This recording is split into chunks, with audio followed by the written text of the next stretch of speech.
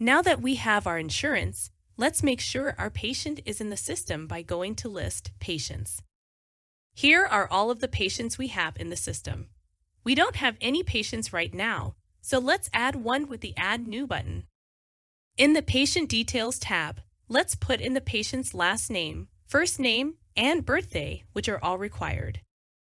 The address is also required, so let's put that in too. Once you start typing, some address suggestions will come up for you to select. The phone numbers, email address, height, weight, and social security fields are all optional, but good to have. The account number is auto-incremented for you, but you can change it if you want. If the patient has a referring or rendering doctor, you can put them in right here. Doctors can only be put in if they are in the doctor list first. If they are not, you can add them to the list from here by clicking on the little doctor icon. When entering a doctor, the last name, first name, and NPI are required. If you want, you can click the NPI button to validate their NPI or click the PAYCOS button to make sure they are enrolled in PAYCOS. After clicking Save, the doctor will now be in the doctor list as well as entered into the box. When entering doctors in the future, their name will pop up as an option when you start typing a name in. The gender is required, so make sure to set that. The following fields in the patient details area are all optional. The account type box displays entries that you set up in the account type list. This is for tracking different types of patients, like patients that usually pay in cash. You can classify those patients as cash accounts, for example. The referral source box will display all the referral sources that you set up in the referral source list. You can use this to track different referral sources. The location, box 32 facility, and illness date boxes will probably not be needed, so let's skip those for now. You can enter codes in the diagnosis codes area if you want those codes to auto-populate on all of the patient's claims. If you leave this area blank, you will have to enter the diagnosis codes manually for each claim.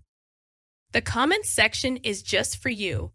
It will not go to the insurance company. You can enter any comments you would like here.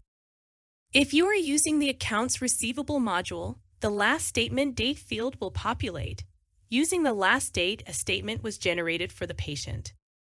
We are now done with the patient details area. Let's click on the Primary Insurance tab and hit Yes to save. This area is where you can add the patient's primary insurance. Let's click on New Insurance. The insurance company name box will suggest options for you based on what you type in. Please keep in mind that the insurance you want to add to the patient has to already be in the insurance list. We do already have our Medicare insurance though, so let's select that one. Go ahead and put in the insured ID number in this box. Here you are able to also verify the patient's insurance eligibility. Below the eligibility button, you can check same or similar information for Medicare patients.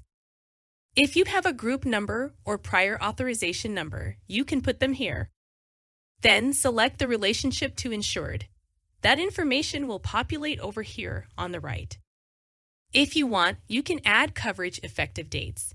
These will prevent you from billing a date of service from outside those dates. Then hit Save.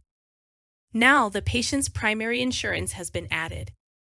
If we click on the Secondary Insurance tab, we can add the patient's secondary insurance the exact same way. If the patient has a rental or recurring item, you can set that up in this tab. We will cover the rentals and recurring items in more depth in another video. The Patient Notes section is where you can add notes to the patient. If you add a date and a time to the note, it turns into a reminder that will pop up at that date and time. If you are using the Accounts Receivable module, the Accounts Receivable History section at the bottom is where you can see that patient's charge history at a glance. There is a bigger Accounts Receivable History section, which we will show you more in depth in another video. Down in the bottom left, there is a Print Forms/Certificates button. If you click it, you can see many pre-made forms that you can use. If you select one and click View PDF, the form will come up in a new tab with your company's information and the patient's information already filled out. Please make sure your browser allows pop-ups. You can type in the form, draw on the form, and if the form has an electronic signature section like this one, you can click on it and draw or type in a signature. If you have our EMR add-on feature, you can save this form directly into the patient's online documents folder, which will be covered in another video. Of course, you can always save or print out forms from here as well. If we back out, we can see the little EMR add-on button at the bottom. Let's click Save. The patient has now been added to your patient list.